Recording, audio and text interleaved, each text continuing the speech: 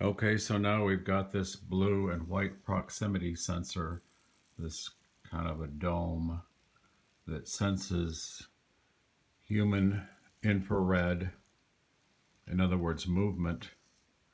And we've got it set up with our Minecraft project. We've got a searchlight going here.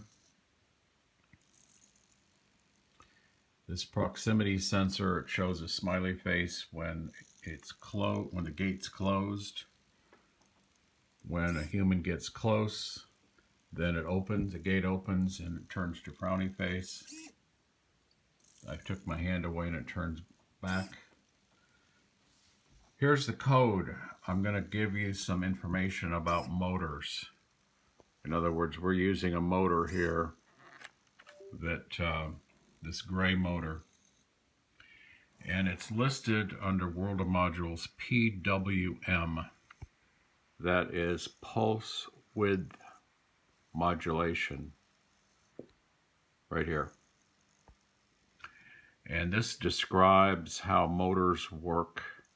And you'll notice that this requires an extra power cable. We've got two power cables coming in, or one for the microbit data and one for the other motor, this motor, to drive it.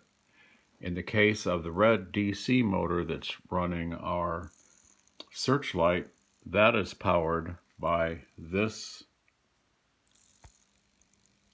superbit, which has extra electricity. In other words, just the amount of electricity that goes into a microbit here or here is not good enough, not enough power to drive these motors. So we have additional power. And the reason I'm showing you PWM is because right here in the code it mentions PWM, which is where your servo motors are located. Starts out at 0. I'll put a link to this programming in the description. Here is a World of Modules kit. Tells about all the parts. That's this kit, sensor kit. And here it is specifically teaching about this PIR sensor. Human body infrared, it's called. There'll be more about all this, but what we're learning is these modules have a lot of usefulness in our Minecraft. Bricks setup. We can build a lot of additional usefulness in here.